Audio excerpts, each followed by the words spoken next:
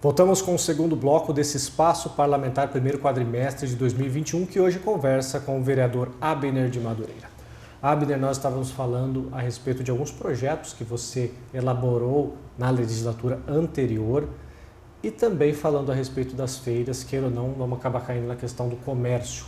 Você teve outro projeto, dessa vez relacionado ao comércio ambulante, que também surtiu algum efeito na cidade. Primeiro, eu gostaria que você explicasse para a população o que de fato foi esse projeto e se você também tem recebido algum tipo de feedback da população, principalmente desse grupo de comerciantes. Abner. Esse projeto veio por conta de uma preocupação, né? Um munícipe que me trouxe uma demanda e ele tinha a licença para vender o seu produto na calçada e aí quis investir em algo maior. Ele comprou um trailer e começou então a vender o seu produto no trailer, né? E aí o trailer estacionado na via pública.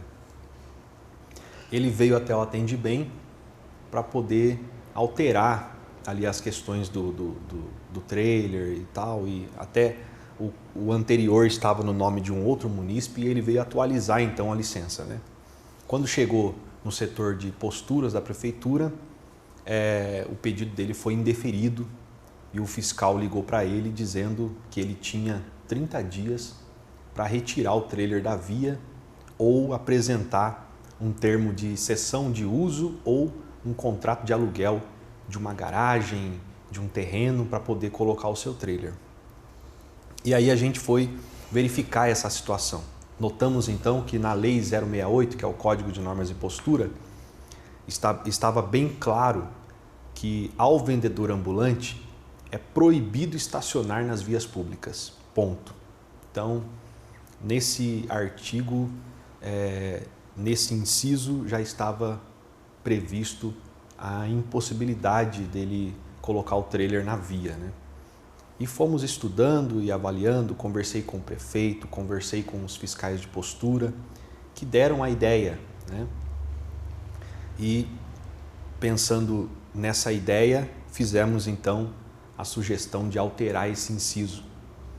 E aí o inciso ficou: é proibido ao vendedor ambulante estacionar nas vias públicas sem a prévia autorização da administração pública. Então, continua proibido sem ter autorização, né? O que a pessoa tem que fazer? Tem que vir ao Atendibem, colocar no seu pedido o tamanho do seu estabelecimento, ou trailer, ou é um carro, ou é um carrinho pequeno, especificar o tamanho desse carro, local onde ele prefere estacionar esse veículo. Aí sim, a administração, através da Secretaria de Mobilidade Urbana, vai até o local verificar a viabilidade que aquele veículo estacione ali. Se for uma via apertada, que atrapalhe o trânsito, não vai ser permitido. Agora, se verificar que ali cabe um carro estacionado e não vai interferir no trânsito e nos pedestres que ali transitam, é permitido então. Esse morador, inclusive, já entrou com pedido e já conseguiu emitir então o seu alvará, né, de vendedor ambulante. Então é algo muito importante. Vários outros moradores já vieram para tomar conhecimento dessa lei e já entraram com pedido também, já conseguem hoje parar o seu carro naquele local e no próprio veículo mesmo, abrir ali o porta-mala e vender os seus produtos alimentícios da sua preferência naquele local. Por falar em vendas, Abner, tratando um pouco agora do tema da pandemia, uma das atitudes da Prefeitura Municipal, até seguindo o Estado, como era a orientação, foi realizar por um longo período a questão do fechamento do comércio e agora, de forma escalonada, a fase de transição volta à reabertura. Você como vereador, como fiscalização e também que está próximo da administração, ou seja, possui informações, possui contatos lá, hoje você entende que foi realmente o caminho mais concebível da prefeitura? Você acha que realmente tinha que ser feito isso? A gente, hoje, conhecendo lei, né, conhecendo a Constituição e inclusive tem a Constituição do Estado, tem a Constituição do município, né, que é a lei orgânica, a gente começa a observar que a gente precisa respeitar pessoas que estão acima da gente, né? É uma hierarquia. Então, o decreto do governador, ele vale para o estado inteiro, né? Ainda mais se tratando de assunto de saúde, ele tem essa autonomia, né? de colocar a cidade, de paralisar, de suspender algumas atividades que talvez o estado vizinho, o governador de lá não veja uma necessidade, né? Mas a gente conviveu com isso. O governador do estado de São Paulo, ele com certeza avaliando alguns fatores, ele fez essa suspensão, esse decreto suspendendo a atividade comercial. Aqui em Jacareí, por meio de uma liminar da justiça, né, obriga que o prefeito cumpra as determinações do governo do estado. E aí, ô Márcio, é muito difícil, a gente fica, né, ali no meio. Será que realmente está afetando muita gente, está afetando muitos comerciantes, muitos empresários? Mas a gente sabe que quando abre, a população ela vem até mesmo sem desejo de consumir, né? Às vezes a pessoa nem precisa estar na cidade, mas é mais por um desejo de passear, por um desejo de sair, e isso acaba gerando toda essa aglomeração.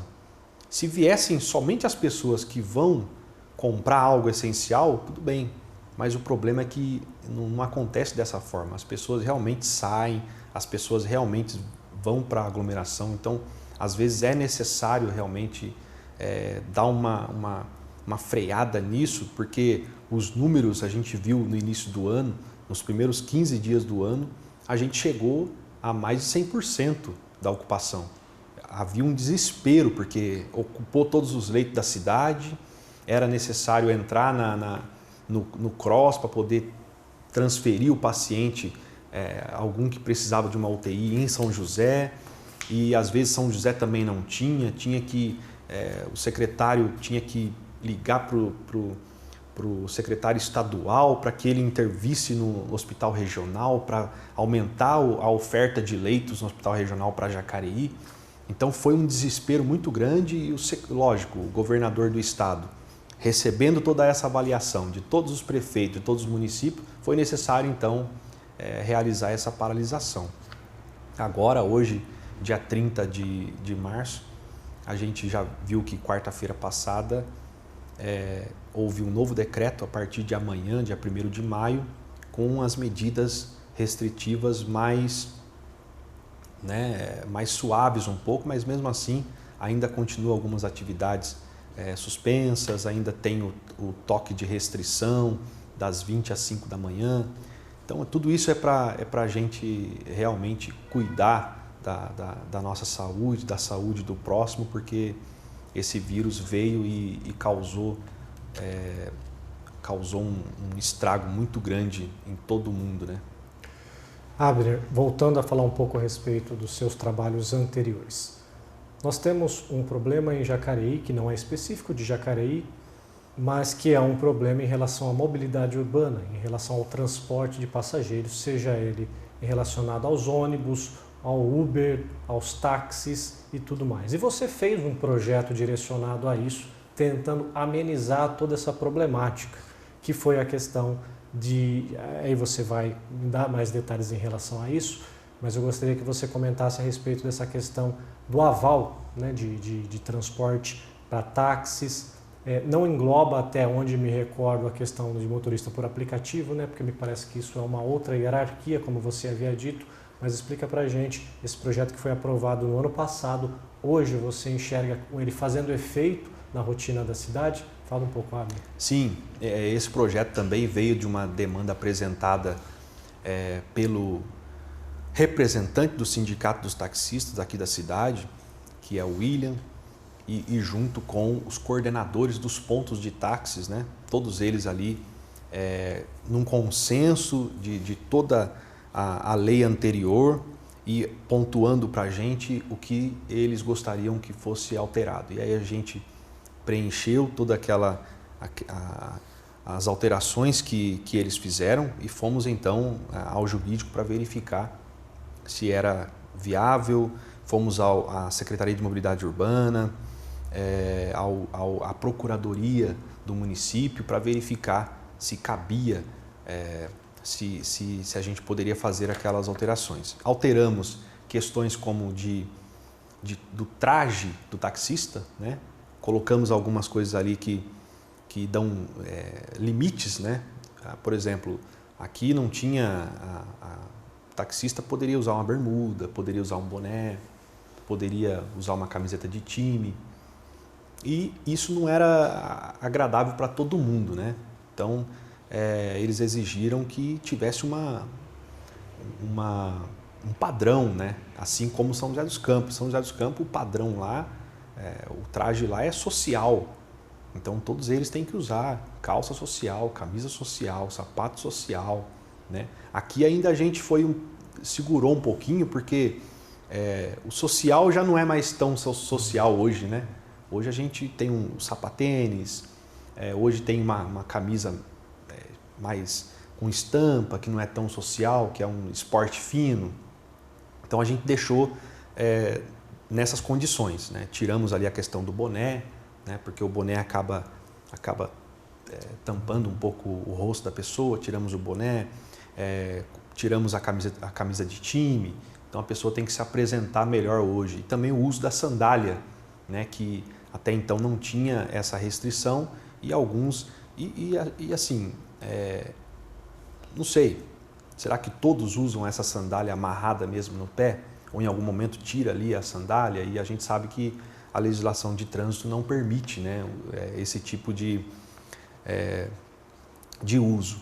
Então fizemos essas alterações na lei dos taxistas, as alterações da tarifa da bandeira 2, alteramos também essa questão da tarifa bandeira 2, somente para feriados, somente para o domingo e somente do limite da cidade para fora. Então aqui dentro, todos eles hoje podem fazer somente a bandeira 1. Né? Tinha alguns locais, por exemplo, do SESI para frente, da região ali do SESI, já era bandeira 2. Então eles perdiam um pouquinho de clientes, porque o cara optava pelo Uber, né? Porque a partir dali o cara já aumenta um pouco o taxímetro para a bandeira 2 e fica mais caro. Alguns taxistas nem ligavam a bandeira 2 mais, para não perder, porque a concorrência é muito grande hoje, né? É o Uber, é o 99, é o Garupa, tem bastante concorrência. Então fizemos essa alteração também na bandeira 2 e tentamos também aprovar algo que eles pediram bastante para a gente, que é a transferência. Hoje a transferência só é permitido para a esposa ou filhos, né? E eles nos trouxeram essa questão. Olha, em São José ela pode transferir para terceiro. O taxista fica 2 anos sem poder requerer outro alvará, né? Então não tem essa questão de comercializar ponto de táxi. É o cara que ficou idoso, o cara que se cansou, que teve um problema de saúde, e aí a esposa dele não quer pegar o táxi, o filho também não quer. Então ele pode, né, como ele investiu naquele veículo, naquele ponto, ele pode então passar aquele ponto e aquele veículo para um terceiro, né? E a questão também o cara faleceu, o táxi fica para a viúva não dirige, né? Não tem um filho também que dirige ou não quer pegar o táxi, então poderia também transferir para um terceiro. Mas recentemente no Supremo Tribunal Federal houve uma decisão que também colocou aí uma questão de impedimento na transferência a terceiro. Então a gente colocou na lei, aprovou, mas logo em seguida a gente já sabia que isso estava sendo discutido no Supremo e já saiu a decisão e realmente eles não podem transferir o táxi para terceiros. A gente tentou fazer isso para ajudá-los, né, por conta aí da dificuldade que eles estão tendo, mas algumas alterações foram feitas e eles ficaram satisfeitos, né? A gente teve uma aproximação muito boa com os taxistas e até a questão da rua, a questão do ponto. A gente esteve mais próximo e é possível agora, mais próximo deles, atendê-los em outras demandas também, né, que eles nos trouxeram. Então isso foi bastante importante também. Abner, uma das formas que o vereador tem de continuar realizando a sua fiscalização é por meio das ferramentas legislativas que nós temos aqui, e uma delas são as indicações, né? Uma das suas indicações bastante pertinente diz respeito a tentar fazer com que o executivo faça obras que minimizem as questões das enchentes, principalmente na região leste da cidade. Você que está na rua acompanhando o dia a dia do cidadão, principalmente esse que sofre com essa demanda, gostaria que você falasse qual que é a atual situação e se essa indicação, se você acredita que num curto, médio ou longo prazo possa haver algum tipo de resposta positiva. Sim, foram 4 anos, desde 2017, a gente acompanhando essa situação. Eu que sou morador da região oeste, do bairro Nova Jacareí, nasci e fui criado no Jardim Nova Esperança, conheço a dificuldade que os moradores da parte baixa do Nova Jacareí, que é a Avenida Diogo Fontes, enfrentam todo ano no período das chuvas, né? E a gente foi recebendo essa demanda nos anos, tentando achar uma solução para eles, e a prefeitura também, com toda a dificuldade, porque quando envolve uma questão de um córrego, tudo que você precisa fazer ali dentro tem que ter licença da CETESB. A CETESB demorava em torno de 6 meses para emitir uma licença. Então, o trabalho às vezes ficava para mais tarde, às vezes, e aí quando dava para fazer, aí falta uma coisa, falta outra. Então, era necessário ter uma atenção maior. E todo ano, a gente trazendo essa demanda para o Executivo.